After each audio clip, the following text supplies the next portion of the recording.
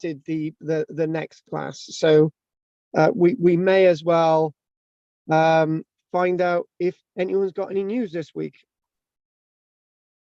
Well, well, okay, it may as well start with you. Don't worry about it. Just like I know, I don't know if I should actually say this, but online. Maybe you should. Well, it's being recorded, so don't worry about it. I've been contacted by a blacksmith this week, and oh my God! It turns out that he's very he's read Bill's book on the Lindsey Valley or the Margam Park, you know, the camp up there, and anyway, he's really interested in archaeology Cymru and you and everything. But I said it was another chance to maybe have a coffee afternoon. Oh, in good old Bridgend. Well, I know Henry will go along. He feels a bit lonely in Wick. Oh, well, you know what he said was he's very much associated with St. John's House. So you know, he's young. He's younger than us. Well, he's young. No, he's older than you. Speak for your bloody self.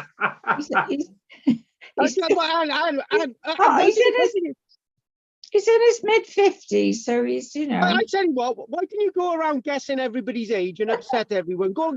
I tell you what, go and upset Goff. Go and guess how old Goff is. Then go on. Who? Goff. Oh, Dot. Oh God, me and Dot. No, Goff. Oh, Goff.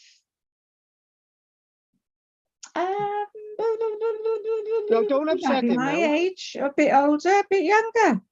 Yeah, but we don't know how old you are. I don't know how old Henry is either. No, it's a state secret. Near my age, a bit older, a bit younger. Oh, right, okay. I was born in 1952. Anne, shut up. I've had enough of you But apart from that, it was the Day of the Dead yesterday. Yeah, I've been to a funeral today. Oh my God! Look, I tell you what. Why don't we just give up? Just go home. Right? Okay, Richard. Right, go for it, Richard. You tell us any stuff. Go on. I got nothing at all. Oh, come on! You've got to give us some news. There's nothing happening. What do you mean there's nothing It's happening? raining all the time. Yeah. I've been nowhere. Been painting a cupboard. You got a leak in your cupboard? No, I've been painting a cupboard. I tell you what, Goff, right? We may as well not bother with these classes anymore because it's just right, Goff. I tell you what, Goff, you tell us something, please. No, I haven't got any archaeological news at all.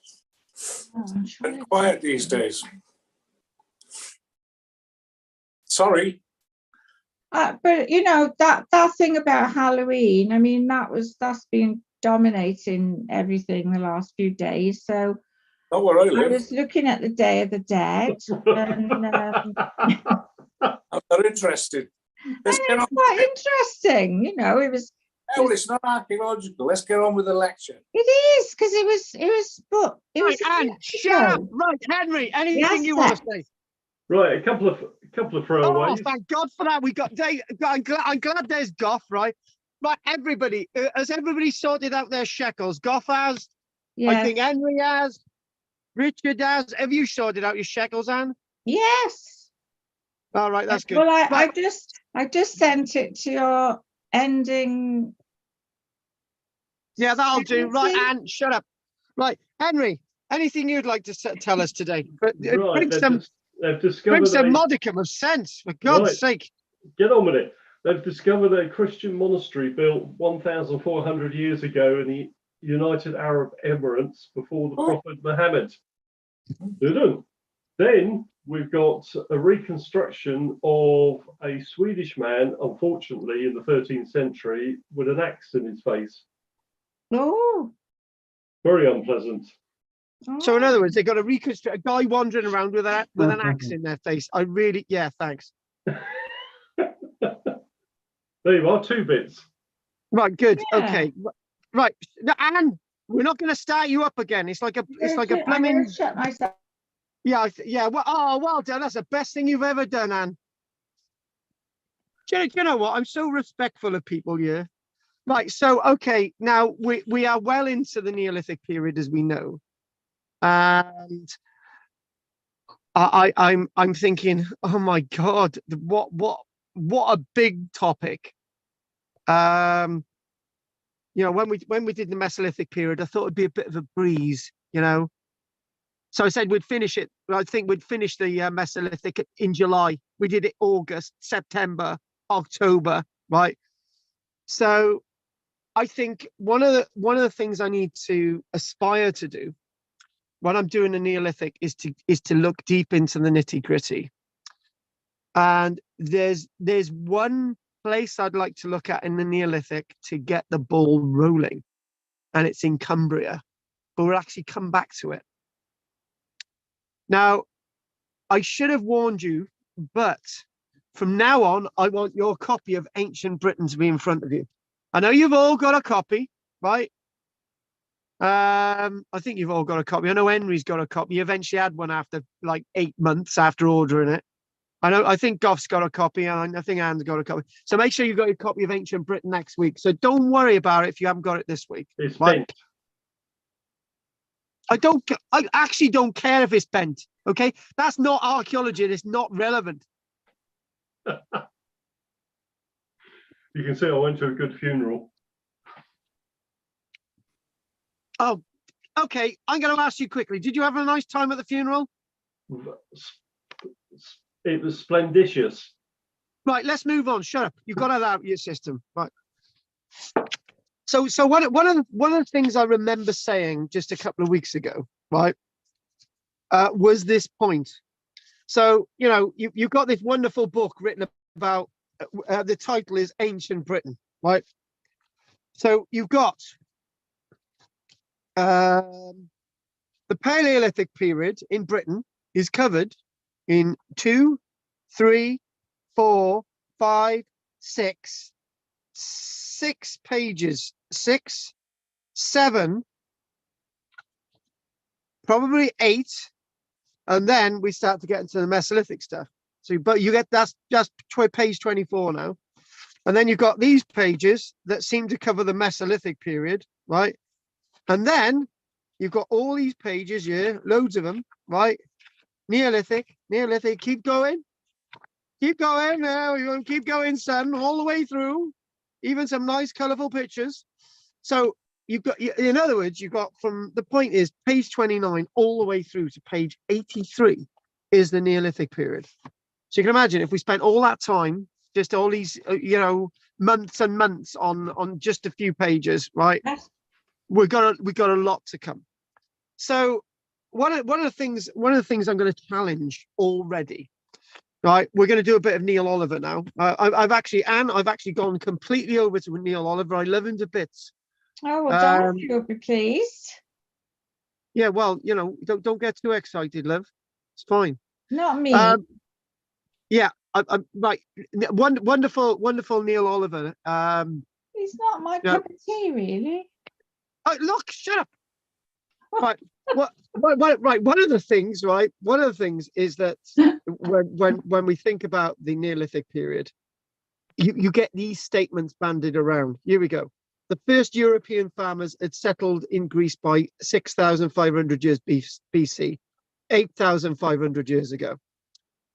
But in fact, since this was first published, right? I should have gone with it. Since this was first published in 1990, right? Things have changed. In 32 years, things have massively changed in the way we look at prehistory. We do know now that if we're going to go with this 8,500 years ago, right, 6,500 years BC, that you got your first European farmers in Greece we're now starting to find at Boulder Cliff evidence of farming at exactly the same time. So one of the things that we're saying is that the dating of everything is getting older and older and older and older.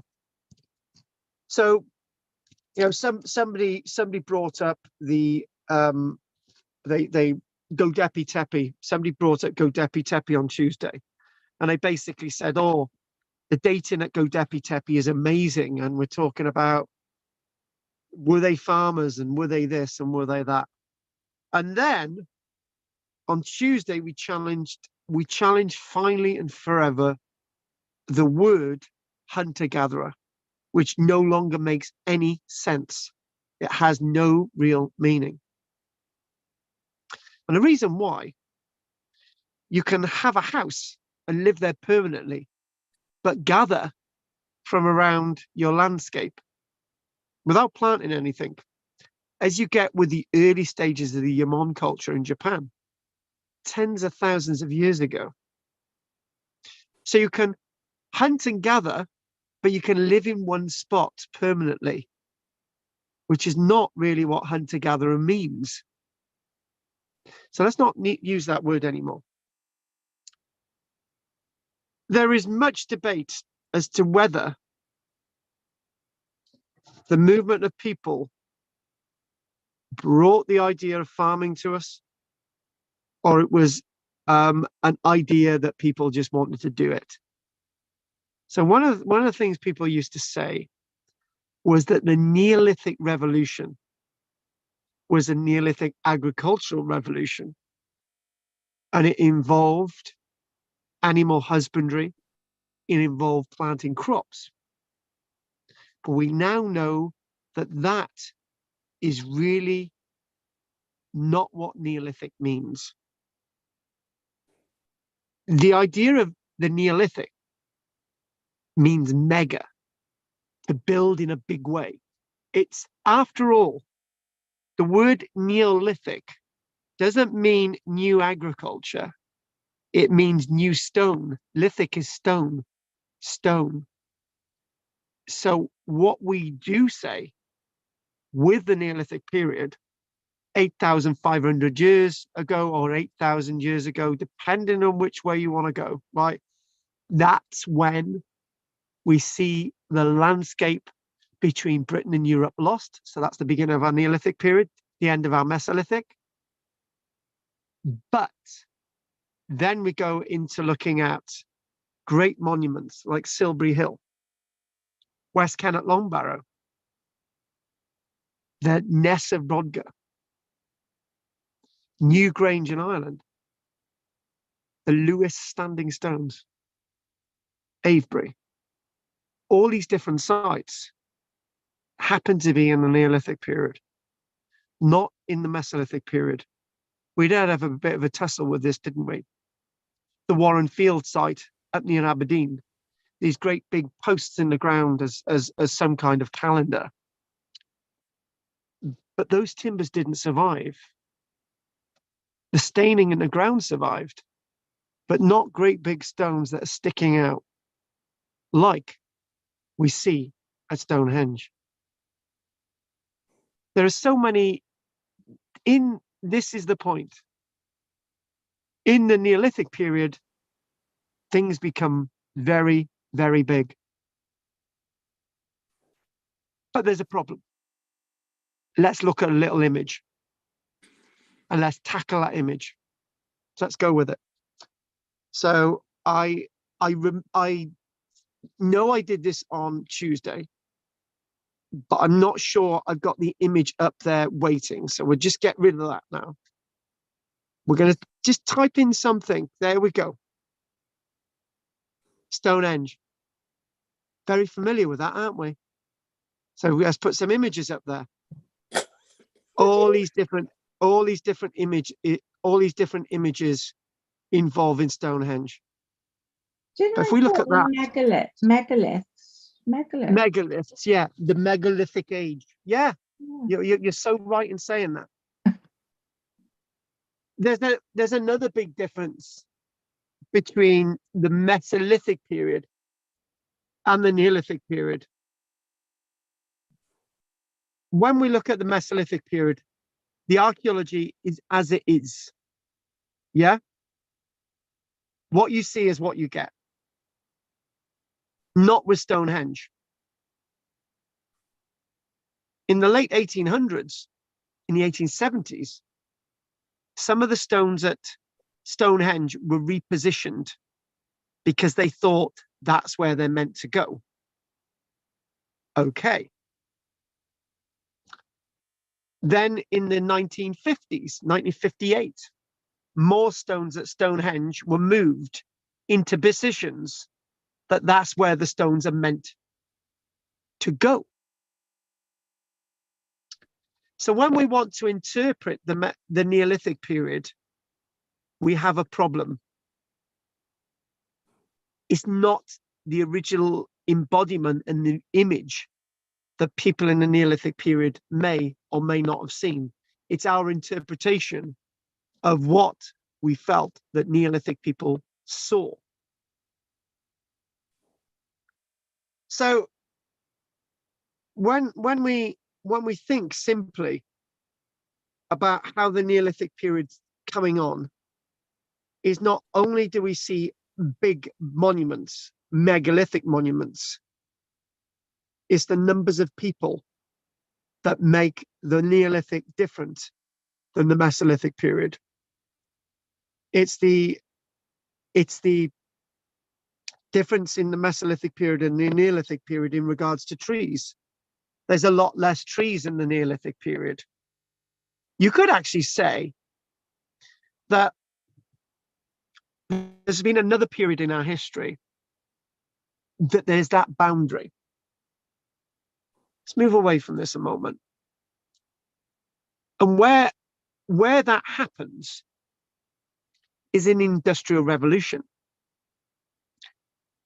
When there's this date, isn't there, 1750, the start of our Industrial Revolution.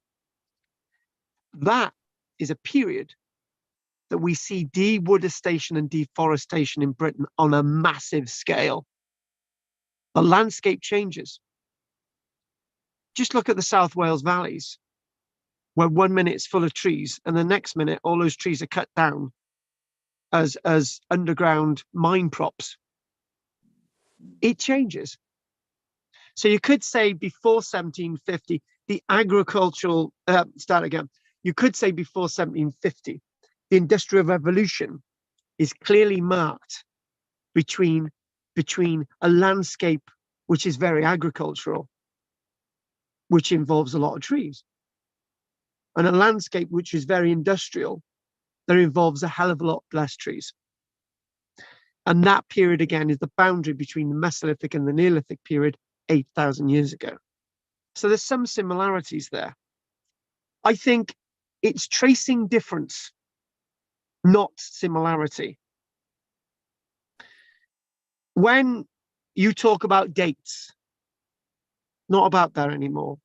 It's about looking at differences in the timeline and the time frame and how things are altering on a big scale.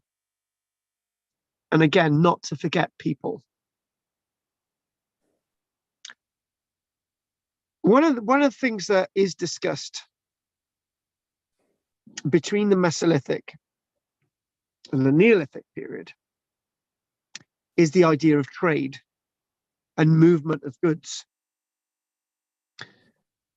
One thing that we do clearly see is that up until very recently, you could say that there's no factories in the Mesolithic period. There's no mining, there's no quarrying. Oh God, Nab's Head in West Wales, it changed it all, didn't it? Well, what we started to see was that there was a pitch for trade in the Mesolithic period, but it was very different from trade or movement of goods, whatever's going on in a Neolithic period. We're talking about scale. The scale is much greater. in the Neolithic period. It's almost as if people were waking up in the Mesolithic. It was a transitional period. Settlements, burial, inhumation, cremation, people getting together, making boats, little bit of quarrying, little bit of this, bit of agriculture, little bit of agriculture here, differences in settlements. That's all Mesolithic, right? The Neolithic is almost as if the baby has woken up and is now crying, and you can hear the baby crying, and everything's changing in this new world. That's the Neolithic period. So one thing I wanted to do today was I wanted us to look at a very, very interesting site, which is in Cumbria, which is at the site of an axe factory, axe manufacture. And we're going to look at some really nice images. Now, we will come back to this again, right? So whenever you've got your little book, and we look at axe factories again, because we're going to be doing a lot on this anyway. And what I want us to do is eke out the secrets, eke out as much as we possibly can. So you've got this nice little chart here. Over in Ireland, you've got an axe factory. There's other axe factories being added. Penmanmawr in North Wales. There we go. And then there's this one that we're going to be looking at in Cumbria. Other ones in Northumberland. Others in Cornwall. And here, these are your mines, your flint mines. There's other little flint mines elsewhere up in Lincolnshire as well, where there's a little bit of chalk. These are your flint mines, and these are the black dots are basically your quarried. Yeah. So they're going underground in these mines here, and you've got quarries. Goff. What are you talking about? I can't see anything. Can you see anything? Oh, I haven't got a book. Are you looking at me on the screen? No, just us. If you click on my icon, you can see me. Yeah. All right. Okay. Yeah, I can see a book. Can you see me now, Goff? I see you, yeah, but I can't read that. Sorry. I'm just giving you an idea. Haven't you got a copy of this book, Goff? Well, I don't know where it is. I have somewhere, but God knows I may have lent it to someone. I don't know. Probably lent it to you. That's probably mine.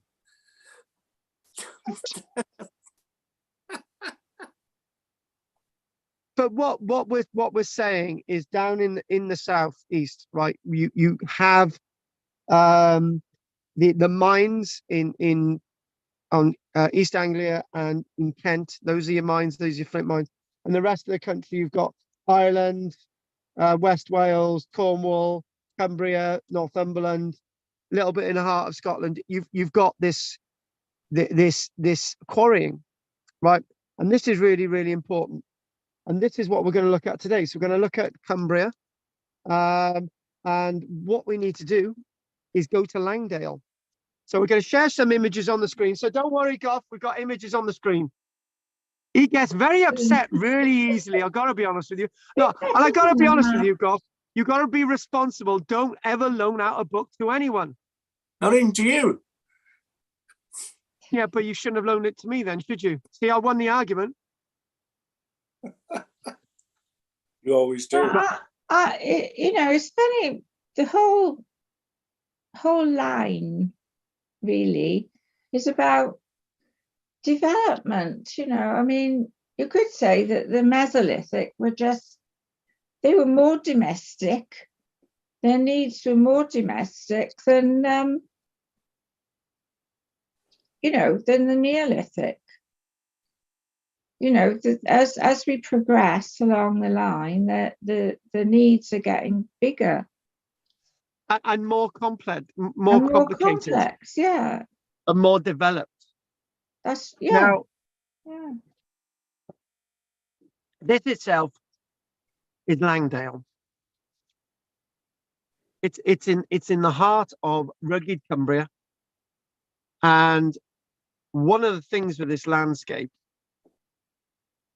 is that the axes, the green type of axes that were actually produced here, igneous axes, we can understand the distribution of these axes throughout most parts of Great Britain.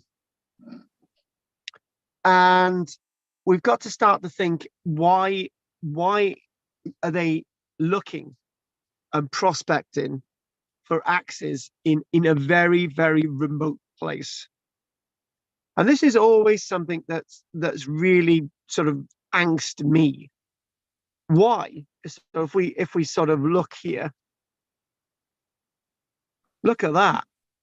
So, you know, and we were talking in depth on this on Tuesday, and strangely enough, the lecture on Tuesday went on for 2.5 hours. I'm glad we don't manage that on a Thursday, right? But we do have longer breaks on a Tuesday anyway. But anyway, one of the things that came up was why are they obtaining their axes from completely out of the way places? You know, what is the story? First question, out of the way places. Next question is, why are these axes from Langdale found, you know, in a wide range of places in Britain, from Inverness all the way to Land's End, all the way to Kent, all the way into all the way up to Hull, Northumberland, Cumbria, Wales. They're found all over the place, right? So there's 2 points to be made there, right? And what we need to do is just have a look at one of these axes, okay?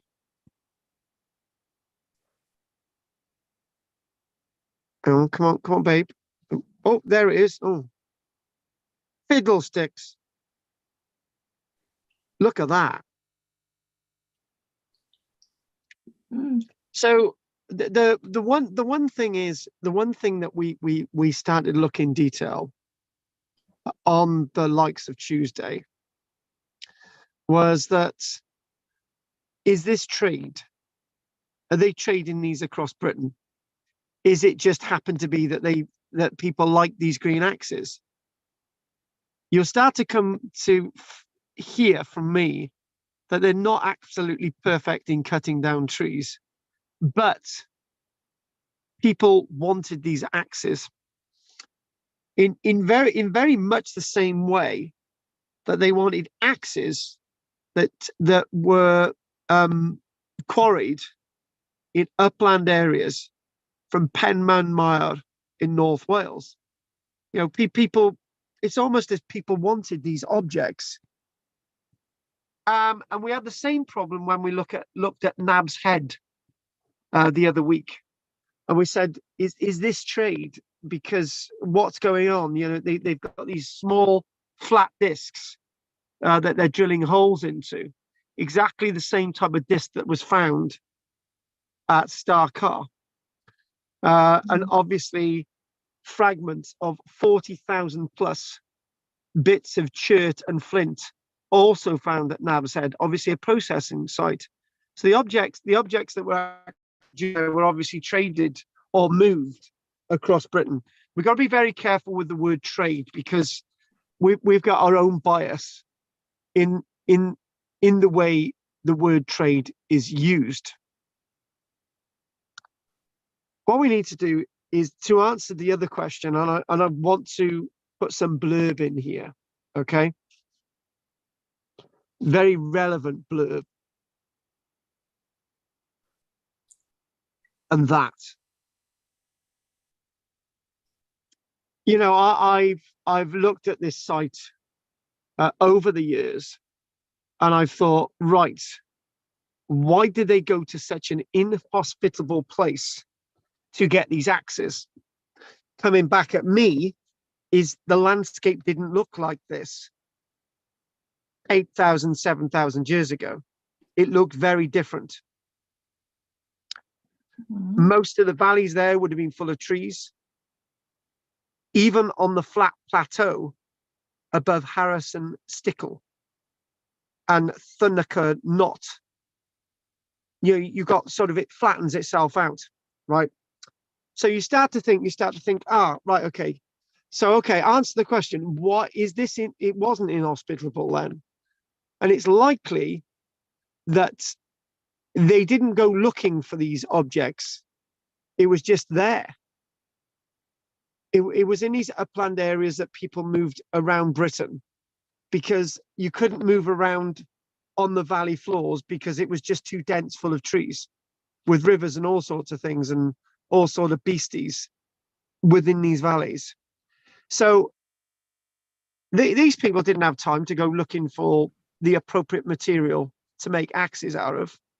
They probably come across it by complete accident. And as we start to get into this, you'll sort of understand what I mean. So if we go back to an image of one of these axes. Oh, Carl, I've got to leave now. You got to go? Yeah, Why is that? sorry. I'll call you tomorrow. Okay then, Richard. Nice to have you on board, Richard. I'll speak to you tomorrow. Cheers, bye everyone. Bye. Take care, lovely. Bye-bye. Take care, Richard Daves. Bye. Crack on. So we have seen that initial clearance of trees had already taken place before this Neolithic period. We don't really need to go over that, but just sort of making that statement. We've already said that in the Neolithic period, it was accelerated by the use of the woodcutter's axe. Now that's a really, really important point, because I know you've all heard me say this, but if we're talking about this sort of time frame, this sort of loss of Doggerland, and we think, well, there was that great tidal wave, and you know, salt and saline water was languishing on the land for months, and lots of the trees died off. And then we think about other ways how trees might die with things like ash dieback, you know, Dutch elm disease. All these things would have been around back then. We know, don't we, that when everything's condensed, you know, it's like human beings. When you get lots of human beings together, you know, there are diseases. When you get lots of animals together, there are diseases. When you get lots of trees together, the same thing. You get diseases, right? So there's, and obviously lightning are going to destroy trees. Trees are going to blow over. So we just can't just blame. The point is that cutting down trees would have been something that would have accelerated again in the Neolithic period. Whether you want to hear it or not, that's what's going on. So these axes are made of various different materials. So obviously flint axes, you've got igneous stone axes like these. You've got chert, which is a another sedimentary material. You know, there's lots of different ways you can cut down a tree, sort of mounted in wooden halves. So what we're going to do, we're going to go to that now. We've got an image there, something like that. Oh, there it is again. Mm-hmm. There we go. Now, you know, we're going to have this now, and we're going to mention it. So it's likely that lots of the trees that were in upland areas were the first localities that were losing their trees, and those trees never ever came back.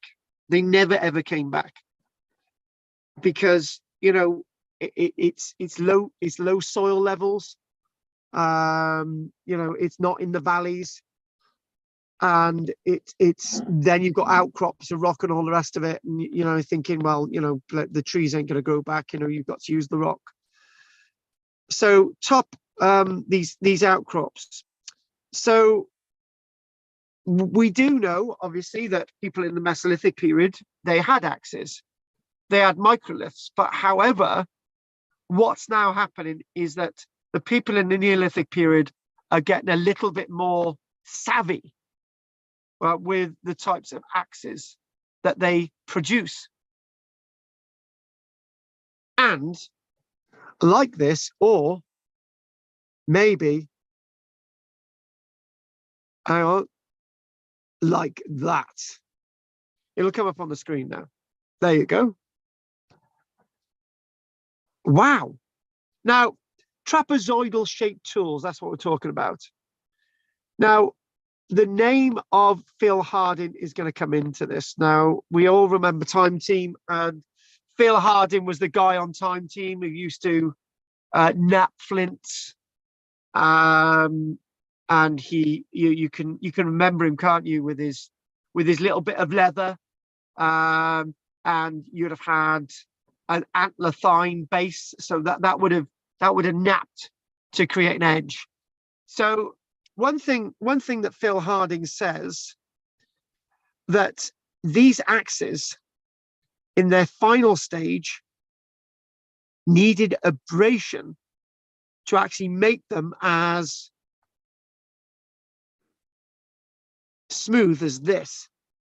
Now, we had a little bit of a discussion on Tuesday.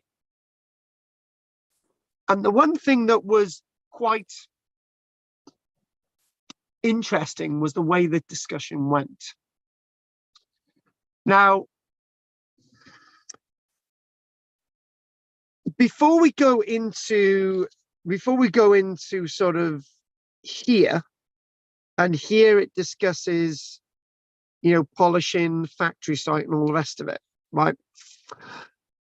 Some experts believe that the abrasive materials needed, whether it's vulcanized rock, whether it's a sedimentary rock, or whether it's a hide from an animal, or whether it's an antler tine, or whatever you're going to use as an abrasive material to actually get this, that would have needed to be brought onto the site.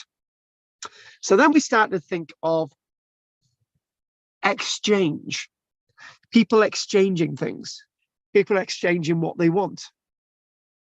I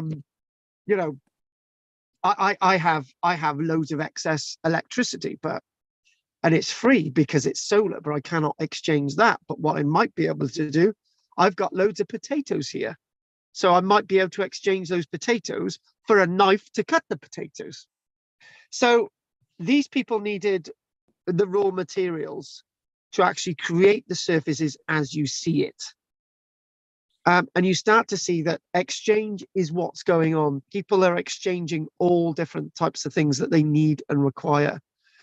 For example, I went through a stage a few years ago and I didn't have much money. I would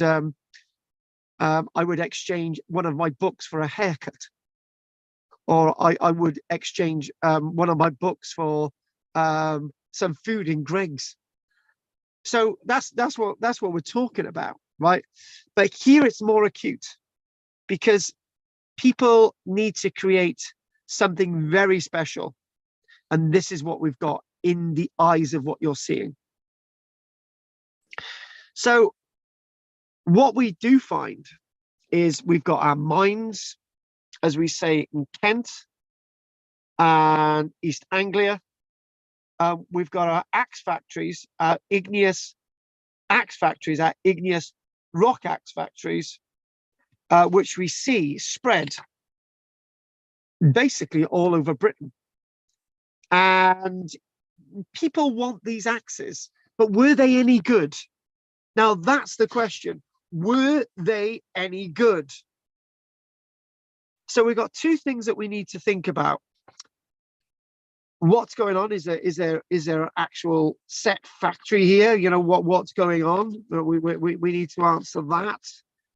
And we need to answer whether these could actually cut down a tree, which is a very, very important point. Forest woodland clearance, which is something that we need to look at, and that's something that we're going to be doing. In which order we shall see. So it's one thing that we do get lost in archaeology is getting obsessed. Now, obviously, are we going to get obsessed with axe factories today? No, because there was people involved in animal husbandry, trading in sheep. There was people trading in different types of corn. There were people trading in different types of flint from elsewhere, maybe off the beach, rather than these stone axes. So, building skills and all the rest of it, lots of things were being traded. So it just wasn't just these axes. So if we go to here, this image itself shows lots of the little bits left over from the activities that are going on at Langdale. And what we are doing now is using petrological analysis to understand where all these different axes actually originated from. And there's 8 main sort of axe manufacturing localities in the Neolithic period. Again, you could ask me the question, why didn't we have these many more of these axe factories in the Mesolithic period? Probably because that the population isn't as big as then it later become in the Neolithic period. So basically, to try and analyze where these axes originally from, what you would do is you would take a thin slice cut from the axe, ground to the required thickness, usually thousandths of a millimeter, and then examine that under a microscope. So you can relatively work out where these objects originated from.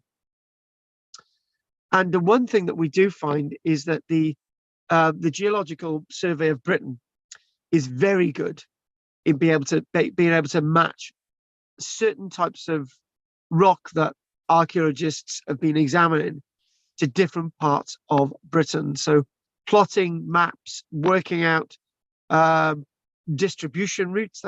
Distribution routes is a good one. And again, what we do see, again, going back to these images, some of the best, including Penman Mawr, some of the best outcrops of igneous rock are some of the best localities where you can actually get your axes from. So, and obviously Great Langdale, Mounts Bay in Cornwall, Penman Mawr in Snowdon, and Tevebulla in County Antrim. So you can help me with this, and Tievebullagh.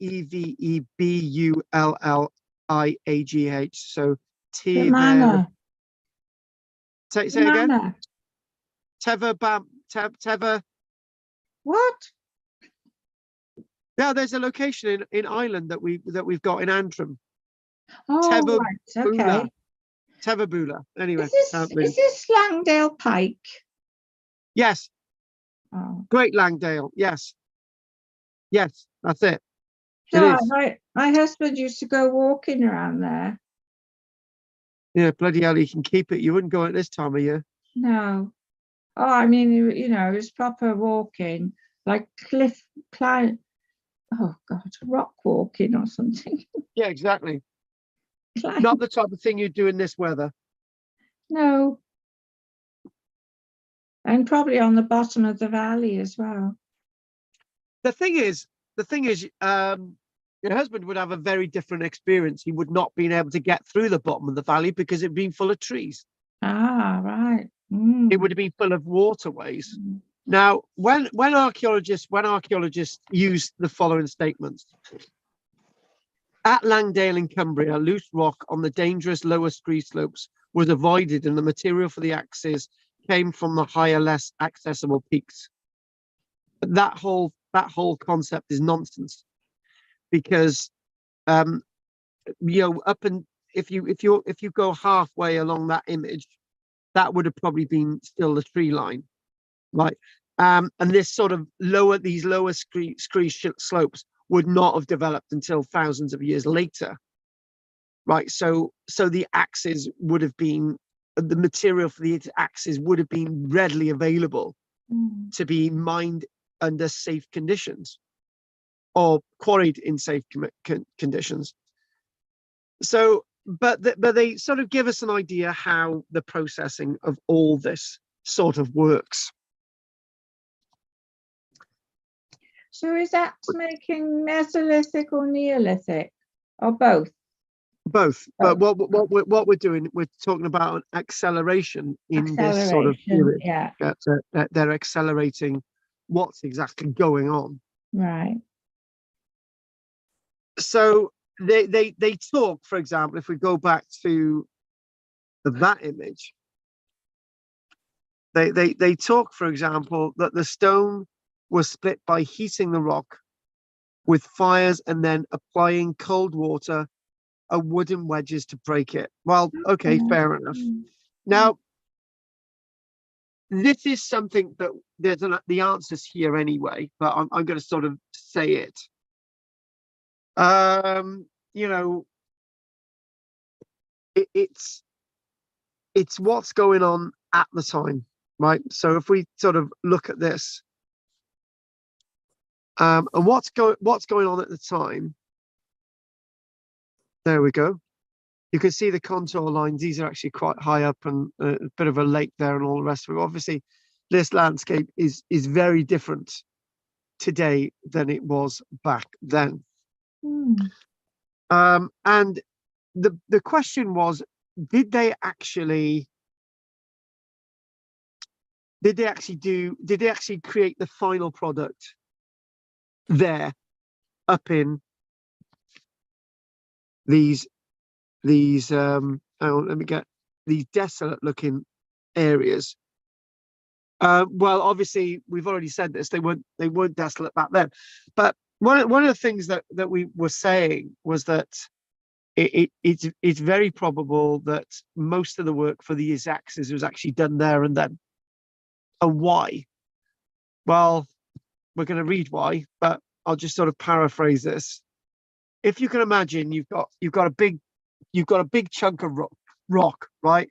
And you haven't really made it into an axe, right? So you're thinking, all right, I got to get this to somewhere else, and I got to give it to somebody, and they're going to do something with it. Well, it's all it is a lump of rock. And by the way, when you do give somebody a lump of rock, it's likely that a big chunk of that rock is just going to be discarded.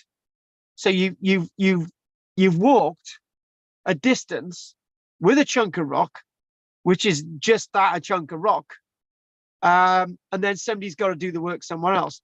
So the evidence tells us at places like Langdale and other localities that they're actually shaping these trapezoidal axes in locality. So the axes were roughly shaped on the spot. And then we've got the problem is there evidence of final polishing? Well, okay, have we found blocks of sandstone and so on, and have we found other quite hardier materials that could actually be used to sort of grind and polish these? And Phil Arden saying you need 8 hours per axe. So if you're gonna break one of these out of the rock, rough it and work on it, it's probably a good 16 hours to produce something really worthwhile, right? So you're gonna have to take your time over it. Now, I'll tell you something strange. The other day, I was cavorting with one of my goats, right? Because me and Goff have been in my goat shed, haven't we, Goff? Together, yeah. Yeah, we have. It was good fun that day. Even the goats came in and joined us in a lecture. So, I had one of my goats the other day, right, and it wanted a scratch, so I didn't have a brush with me, right, and I had a blunt knife with me, right, and I thought, right, okay, I'll comb him with a blunt knife, and he loved it, and it didn't affect his coat at all. I was just like combing it with a blunt knife, and oh my god! And then I realised how rough and how powerfully strong his skin is. right? Because I know I got 2 goats. I know how strong my goats' skins are, because when I'm injecting them antibiotics or other drugs, right? Yeah, it's difficult to get sort of into that sort of through there. So I started to think, well, if you had something like an animal skin that you could use for sort of polishing, right? To say, try and get some of the final grain up, that would be rough enough to do it. It may not sound it, but it would be rough enough to do it. I'm sure it would be.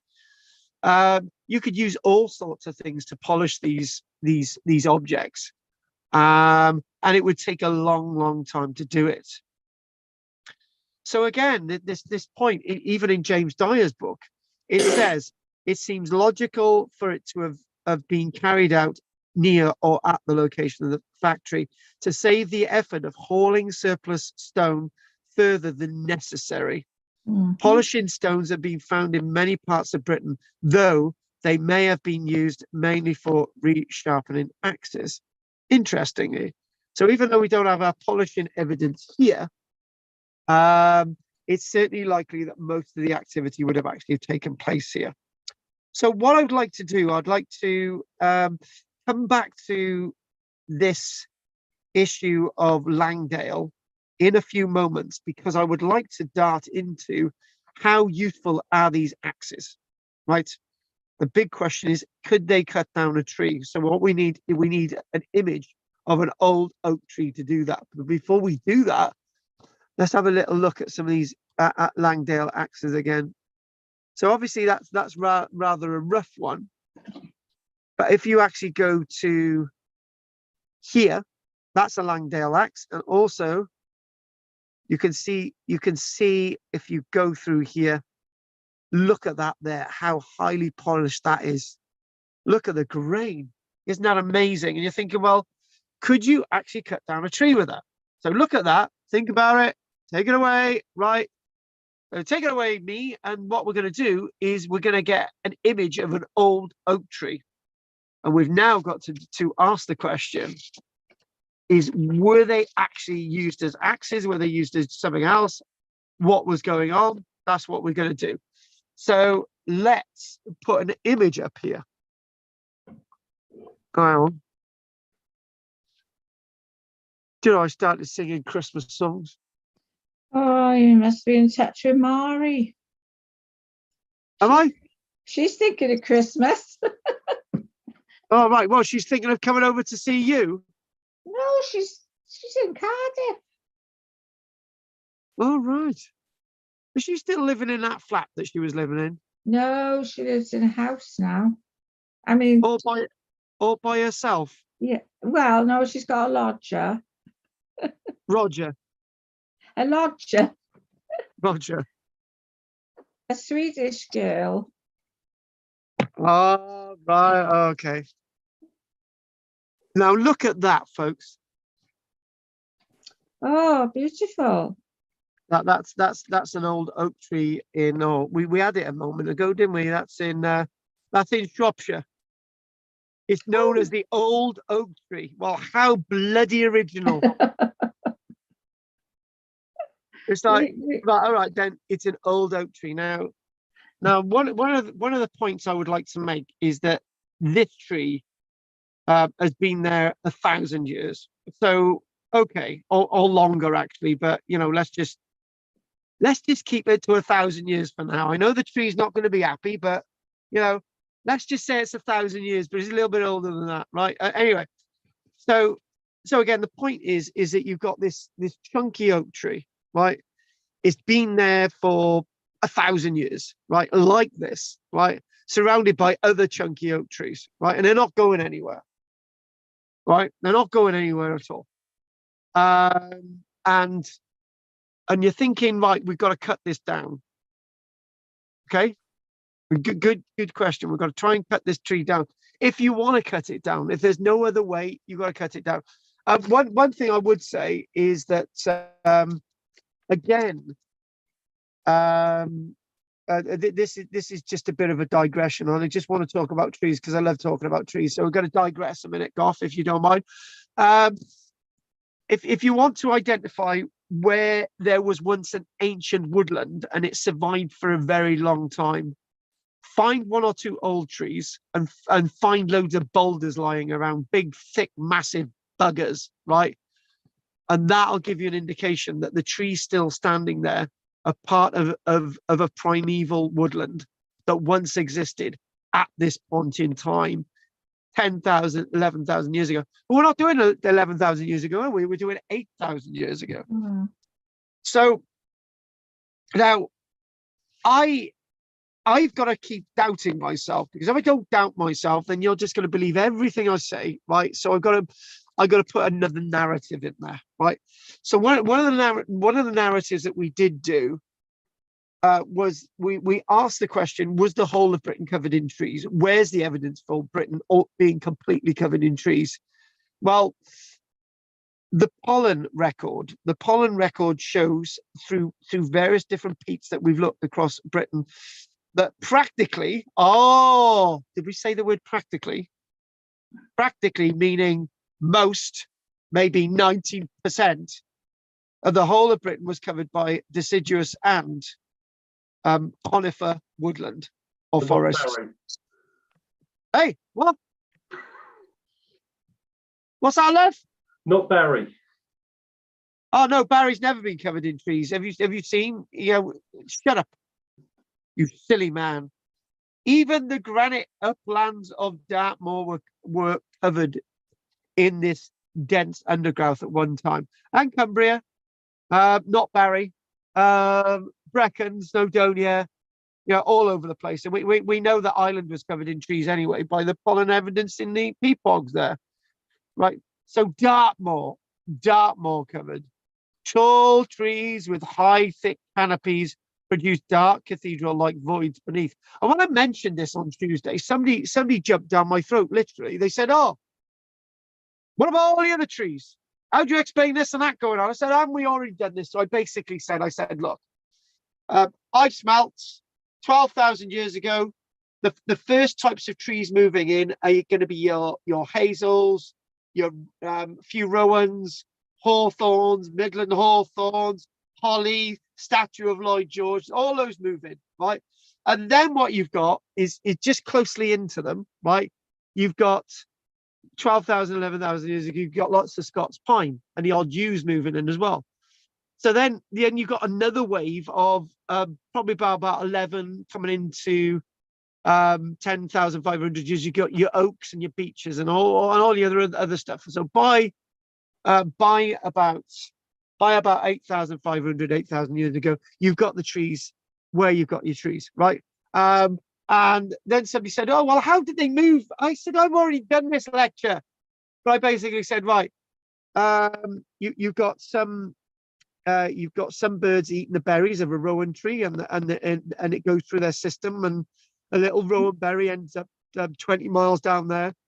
And you've got a squirrel nutkin. There he is, grabbing all the nuts from an oak tree.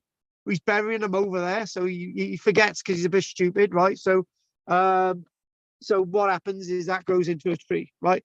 So, and obviously you've got some sort of rhizomic trees, like a bit like holly, that likes to sort of use a nice root system, right, to sort of propagate. So, you know, all these things are actually moving in. But anyway, see, I told you I was going to go on a tangent, but then you still got this problem. So when all these big trees had gone from the upland areas, or whatever trees, they never ever returned. So the varying subsoils supported different densities of undergrowth between the trees. So obviously you could say that at one stage you could you could stick a squirrel on a tree and he could go all the way, or she, or it could go all the way from Land's End to John O'Groats without sort of putting their little feet on the ground.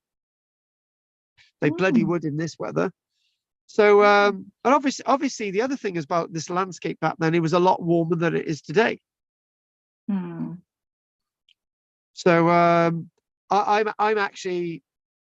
not an advocate of global warming being a condition of man's influence on the planet. We don't want to go there, but I think man has been absolutely terrible. Human beings are a cancer on the planet, and we're destroying our natural environment, whether it's to do with global warming or not. So that's where I come down on. Anyway, so what we've got various different soils across Britain. And What? what about all the clearing they did, you know, in the the sort of 17th, 18th century, or even What's that earlier got to than do with that? this? Hmm? We've already done that in the earlier part of the lecture. Oh, I mean, Yeah. no, I mean, not the Neolithic, but Capability, shut up, Anne. Capability, Brown Church Castle, and all Yeah. that type of stuff. Yeah, yeah. but lots of trees were planted at the same time. No, yes. Yeah, vistas of trees, peach trees. Right, Yeah. that's thrown her. Good. So what we're finding is that down in the lower valleys, it would have been very difficult to move amongst those trunks. So those upland areas were cutting down the trees. So we're told. So using sharp polished stone axes, trees were felled to provide cultivation patches and grazing areas. Well, do we believe that? Is it for real? Right, because we've already said that lots of trees could have just, as we've already said, could have been destroyed by saline water or whatever. So there's lots of other reasons, fires, you know, natural fires. So the big question is, if we're looking at that, if we go to one of these axes, right, would you be able to cut down a tree with that? Hmm. Go on, Henry, what do you think? No, He's not. What? Go on. no, Why not? Tell me why. it's not big enough, and it hasn't got enough of a serrated edge. What if you kept napping and sort of You'd be working there. that edge? You'd be there for about 100 years. You know what? No, well, I think the trees must have been smaller. No. I think the use of fire would be more effective. Now let's carry on with. Actually, Anne's got a point. Maybe the trees were smaller. Why would she say that? Well, in the upland areas they would be smaller, right? But you've still got the problem, Anne, right, of being able to cut them down in the first place, right? So right, okay. So before we go on, Either that, they went to the tool station and got a chainsaw. Yeah, well, you know, to be honest with you, there were sort of you know, those types of places back then, you know, but probably they couldn't get hold of fuel from Saudi Arabia to put in the chainsaw. So in other words, Well, they might have had some sort of you know, I can't think now. Saw. what? Cord, yeah, I was going to say cord, but not. If there was 10 men, No, they're not One going tree there. down. I was joking. 10 They men, didn't have cordless bloody damn chainsaws, you silly woman. Carl, they could have 10 men taking in turns, 2 at a time, to chop one tree down. There's not one man with one axe. No, that's true. I reckon. I agree Yeah, with you there. 20 people taking in turns, working through the night, getting, you know, they made loads of axes, and then that's it. You know, it can be done. On its No, own, It's like the Egyptians when they built the pyramids. It can be done. I rest my case. Actually, right. I liked it that Henry dismissed this straight away, but I'd like to say that obviously the manufacture of so many axes and distribution of those axes might actually give the answer to exactly what Goff is talking about. Yeah. So using sharp polished axes, trees were felled to provide these areas that they required.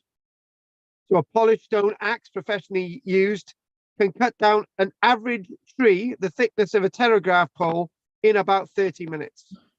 However, because these would get blunt very, very quick, you need another axe. Mm. And then it would become blunt again. You'd need another axe. And what Goff said, you know, with a group of people taking turns on felling a tree, that's more likely, because I tell you what, now I'll give you an example. I've got trees, large trees. We had this large tree that was dying, right, or was dead. So I needed to cut it down. Well, I've already told you that story, and I had an axe that was fairly blunt, right, but had an edge on it, right. And I really struggled to cut down that tree. It took me at least an hour, right. But that's iron, and I just kept going at it and going at it. So back to ancient Britain, and you're talking about, it talks again in 1957. There were experiments being undertaken, and it was suggested that one man could clear a hectare of forest in 5 weeks. And I got to be honest with you, no. A hectare is a massive area. I'm sorry, and it would be so dense with trees. No, they're presuming that these are small telegraph pole trees. However, with lots in lots of cases, they used flint axes, and flint axes are very different from stone axes. Mounted in modern hearths in the manner of surviving prehistoric examples, they've got the idea that they would have chopped the trees down at knee height. And then it's going down this sort of theory idea that trees more than 35 centimeters, which is basically a foot in diameter, were ring barked and left to die. But unfortunately, if you ring bark a tree and it's left to die, it will take a very, very long time to rot down and to die. Small branches and leaves could be heaped around the bases, and the tree trunks are burnt. It was found that larger unwanted trunks had to be stacked before they could be burned. Well, it's a hell of a lot of work. Now, if we crack on. Yeah, I mean, we did that. Go for it. I need a break. I'm Go on.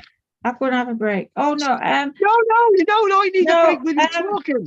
I was going to say, we had a problem. We had these leylandii trees, and they can grow quite, 40 years. A leylandii tree, it can be about 15-foot diameter, or maybe 12. I don't know, but quite a good diameter on it, and then could be about 40 foot tall. So Joe decided he would just have them topped. Yeah. So he did that. He topped them, had them topped by a man, because it was less. It took less time and less waste. So it wasn't as expensive, because if we'd had to take the roots out as well, we didn't. So he left the sort of tree, about 12-foot tree, and it's providing a lovely shelter for birds and yeah. No, but actually, Anne, you've made that your withering there has actually given us another point, right? And the point being is, did they actually need to cut down the trees? No, because you can actually plant in and amongst trees. What you've got this obsession, because actually you led to somewhere there. You've got this obsession with cutting all these trees down to sort of have cleared areas and so on, right? But when you think about it, it's maybe that's really not the case. You can live in amongst these trees. Now, one of the points that was actually made, and again, looking at sort of this, up there, right? you know, one of the things that we did mention, and it's that on Tuesday, was that are these found on the continent? And the answer is yes. Right. Do you find continental axes over here from the same time? Yes. Okay. So where are they getting the idea of making these axes? Right. Well, these specific types of axes. Well, you're thinking, well, I don't believe for one moment that somebody's gone from the south coast going, I know what we'll do. We'll follow all these upland areas, right? And remember, the southeast, there's not many hills, so you know they're not going to be able to get there. But nobody's going around Britain saying, oh, what we're going to do, we've got to create these new axes. This is a way to do it. Because some of these places are so isolated. Even Cumbria today now is a very isolated place. Right, you know, you're not going to exactly walk across this landscape, and you've got roads and fields and all the bloody rest of it, right? So the point I'm trying to make is that people in tandem decided that they needed to produce something that they could either use as an adze to plow a field, or to cut down trees, or to use for something else, or to hone a skin. It happened to be that there were lots more people around, so they needed to produce these axes. So.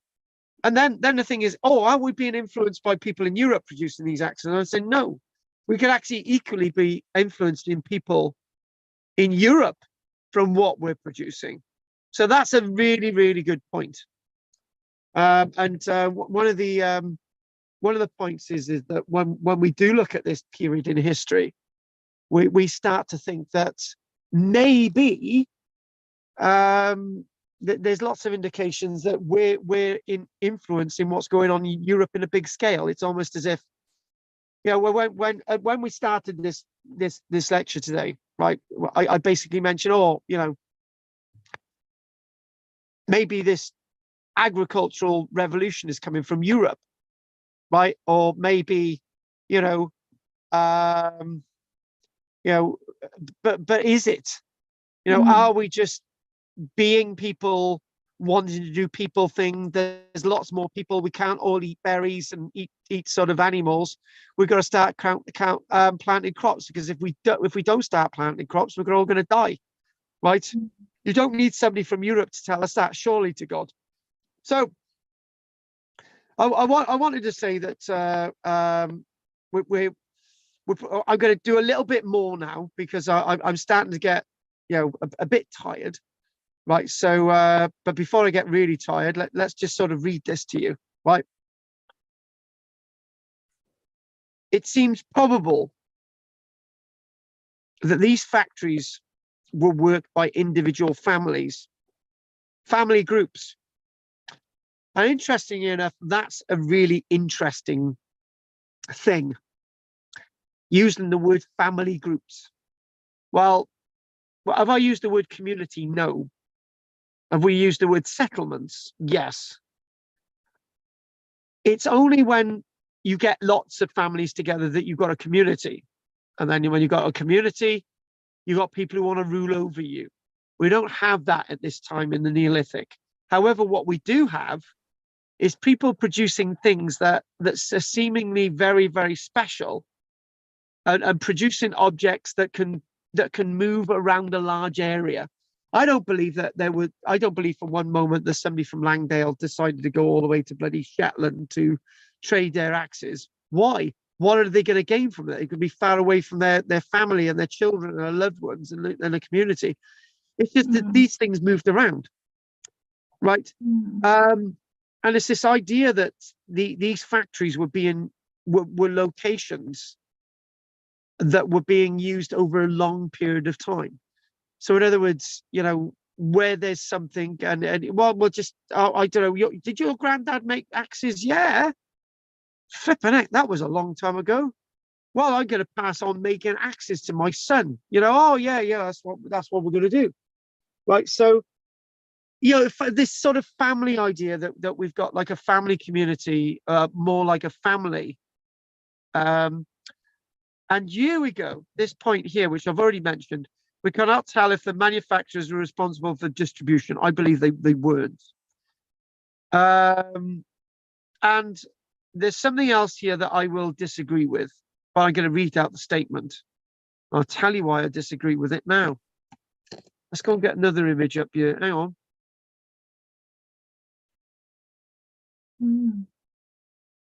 It would be bloody cold there today, and it's bloody cold in the summer months. But back then, that would have been full of trees. So I want to disagree with this next statement.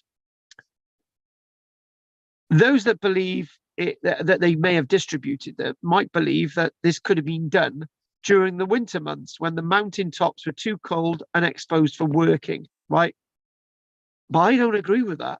I really, really don't agree with it, because I know this is fairly high up, but then again, it's a different climate. It's a microclimate. It's a completely different world, completely different climate, right? And I believe that if you've got a place that you're producing these, you're going to want to keep you're going to want to keep a tag on it, you know. And back then, right, they didn't have holiday homes, right? So they couldn't just go. So what we're going to do, Anne, right? We're gonna move from the upland areas down there, right? Yeah, and then we're gonna go back. But there wasn't a down there to go to, right? This is their life. This is all they had. Right, so I believe that they probably just continue doing this. However, there's a catch. You can't keep doing this unless you've got somebody bringing food to you, right? In other words, if you're going back to this point, back to our book here, those employed in full-time axe manufacture would not have had time to grow food for themselves. That is correct. And therefore, the family group would have been quite small anyway. And so it is reasonable to assume that this was obtained in exchange for products. So and here we go. Hang on a minute, you say one thing, and I gotta finish with my last point. Go on, Anne. Is that a river or a road? It's a dry valley, is it? It's a river. That's a river. Oh, it's a river. Surely that would have been much bigger. The river? Yeah. No, it wouldn't have been, because the tree roots would have absorbed most of the water. Oh. Yeah, but yeah, no, good point. But there would have been a stream there. Naturally, with all these things, and maybe in the winter months, there would have been a lot of water, because obviously the trees ain't going to be able to keep all the water in that root system. So there you go. Yeah, that's fine. So this is rather interesting. That the axes, right, okay, the axes are produced, right, and the axes are produced, and you're thinking, well, how long were they used for?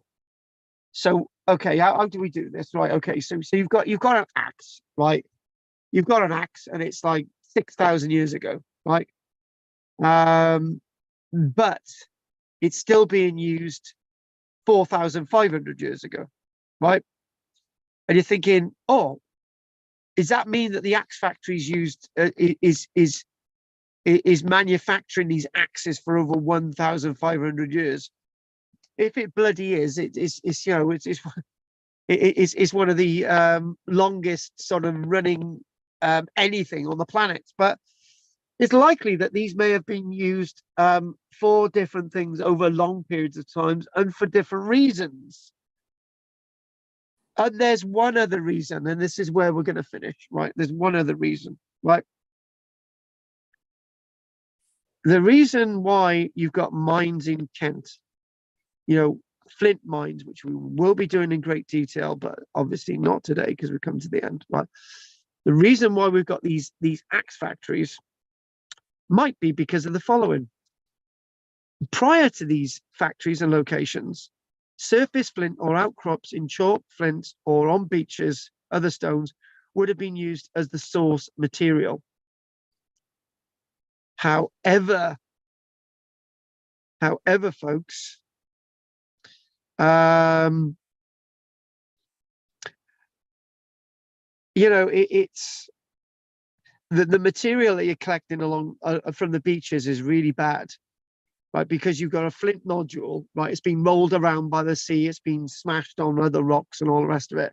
So when you start making individual flints out of it, right, you'll be lucky to get anything any good, right? And it's the same with boulders on a beach. You know, they're igneous boulders on a beach. They've been moved around, but they've had all things happening to them. So you're not going to get the best igneous axes. So, do you know what? There is a little bit more. So we haven't finished yet. As would be expected, many of the axes from the various British sites finished up being used in areas close to the factories. But axes are found hundreds of kilometers away, indicating that they might have been carried in bulk to distant redistribution centers. Not really sure about that. Interesting enough, axes from County Antrim have been found in London. And that's long after the land bridge between Ireland and Great Britain has been lost. It is possible the Cornish axes were brought to Wessex and the Thames estuary by boat along the south coast by way of the appropriate river valleys. And this is the thing. The thing is, okay, you want me to say it's trade, you want me to say it's distribution, right? But was there something else imbued in this? But that will be for another day. That will be for another lecture. What we're going to do, we're going to see if there's any questions from anyone. Oh, by the way, Goff, did you get hold of Bill? Yeah, we've exchanged emails. Yeah, he was very helpful. Yeah, very good. Is he going to Jordan with you? No, I'm not going. Oh. I can't. But Ellen is going to go. But my question is, are there any statistics? How many axes do they think were exported or traded with out of that Langdale area? Right. Can I give you another figure that's is something to do with something completely different, and you can get an idea, right?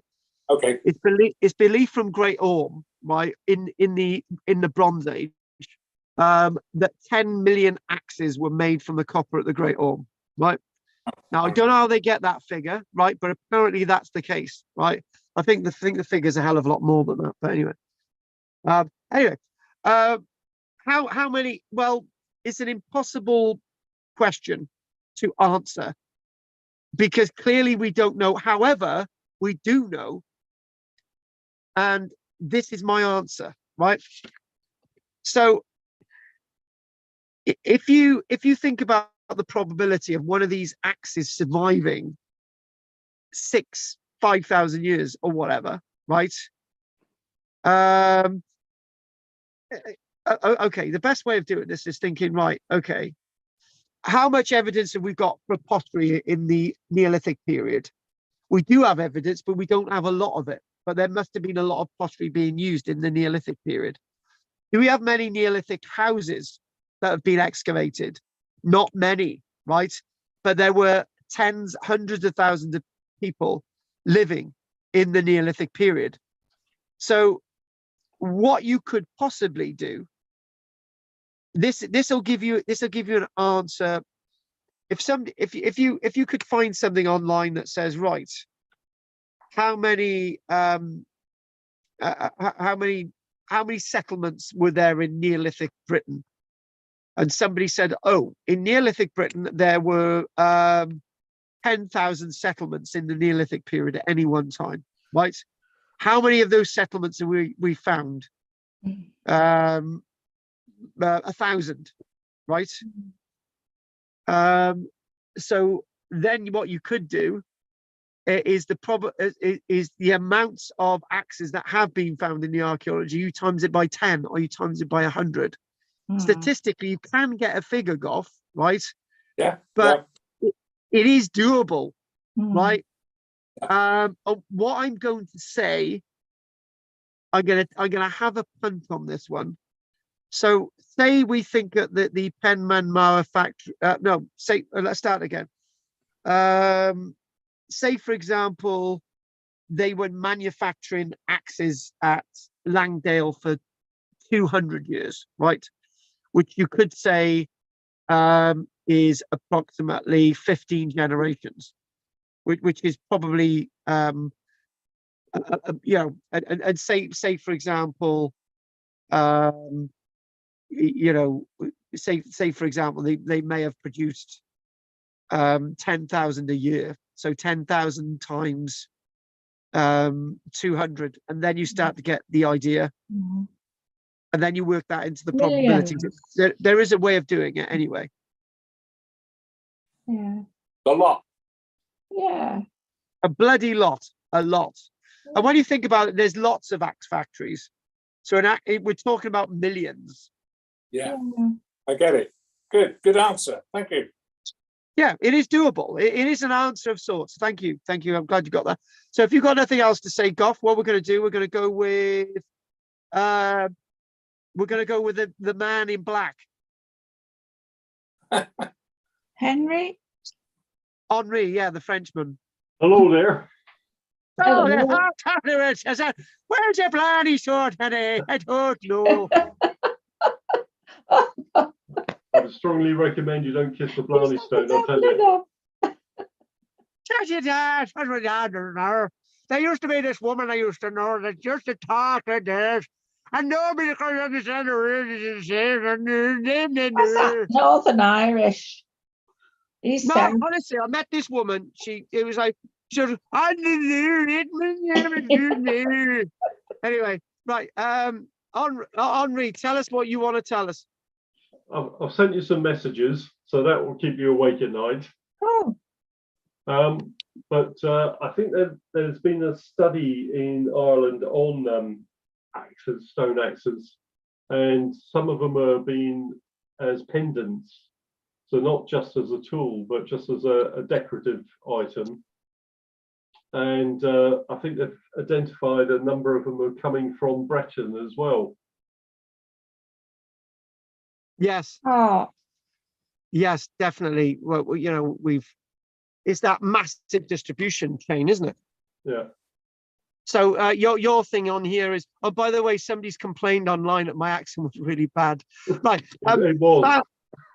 Found studies on axe factory finds in Ireland areas, North Galloway, Limerick, and south of there. Galway. Back to your Shannon area. Oh, bloody back to Shannon. Mm. Nice. Yeah. So obviously it's back to that little sort of chestnut, that little egg of mine, isn't it? That you know, we've got human populations that are really, really well established. It'd be even before we want to mention the Neolithic period. Yeah. Okay. Anyway, I will have a look. Thanks for sending me all that stuff. Do you know what? It does keep me awake at night. I'm cursing you for the whole bloody thing. Excellent. That's what I'm here for. I do read everything that people send me, right? Including love letters from Goff. Right, Anne, anything you'd like to say?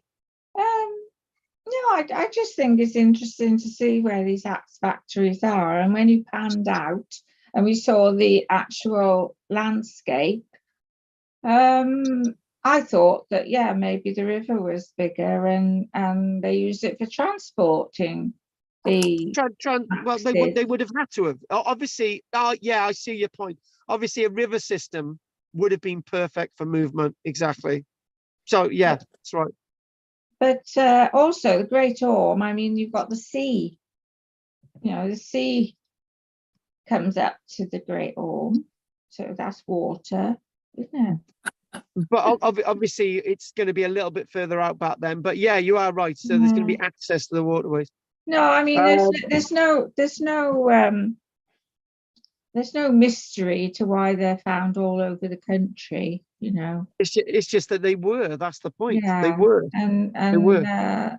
Exactly. And also, like where the igneous rock is. You know. Exactly. Cornwall, parts of the Grampians. Exactly. Oh, Edinburgh. There you go. So that was very good. Thank you very much. Oh, oh my God, that's fine. So, if Anne, Henry, and Goff, is there anything you want to say? By the way, you got to get a copy of this book. I've got a copy. That's my copy. What? Oh, shut up, you tart! Oh, he's just trying to lure you down to go down to West Wales, isn't he? And I'll put him with his goats. I've been there. Oh, have you? I can tell you where it is, though. It's a Well, secret. you can only, Yeah, you gotta go you more know- than once. No, Goff didn't come back again. Right. So on that note, we'll all be back next week at 7 o'clock. Is there anything anyone else wants to say? Anne, Henry, and Goff before we finish. I'm just going to look at my little list to see if we've got. No. No, I've got nothing else to say. No. So, All right, all right then. Good night. So, Goff, You know, it's just the good night. beginning, Goff, isn't it? good you night, know? Goff. All right, Good night, Henry. bye. It's been great having you on board. If Bye. there's nothing else you two want to say, Goff or Henry. No, no. Bye. Henry won't be here No, next no, week. Goff, Henry. No, no. Bye, Henry. Bye. Bye, Henry won't be Henry. here next week. You what? Henry He won't be here next week. week. You Oh, won't so- be here. Oh, by the way, Oh. should we do my Irish accent again and see if we get more response No. online? I- Stop the word, yourself. What you doing there? I think it's called racism.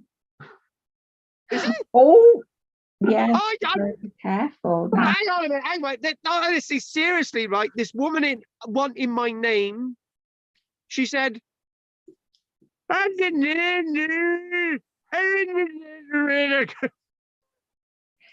Oh, it might be one of my cousins. well, no. Oh, my God, really? It could be. I'm advertising your site all the time to Northern Ireland. No, I'm not telling. I'm not telling you where I met this woman. All right. All right. Okay. Right, It good wouldn't night. be Good night, Henry. I'll I'm see you in gonna 2 have a weeks drink then, Henry. now. Yeah. Bye-bye. 2 weeks. Bye. Yeah, 2 See you in weeks. 2 weeks, Henry. Take care. Bye bye. Bye bye. Okay, but I'm going to have a cup of tea or coffee now. Oh, bloody hell. I've got to have something to eat as well. So not a problem. All right. No night then. You know. Okay. Night, night, Anne. Bye. Top of the world to you, sir. See you next Top of the week. world. Bye bye. Bye bye. Bye bye. Night, night, Anne. Night, night. Right. Okay, folks.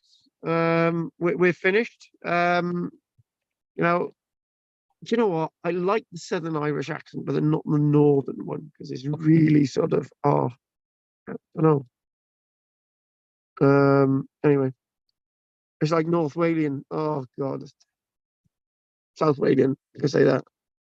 Right. Okay. So finally, I don't know what else. Just to sort of like and subscribe. Obviously, this thing that Henry sent me. Hang on. What did he say? Oh God. Hang on. Just discuss that again. The thing that Henry sent.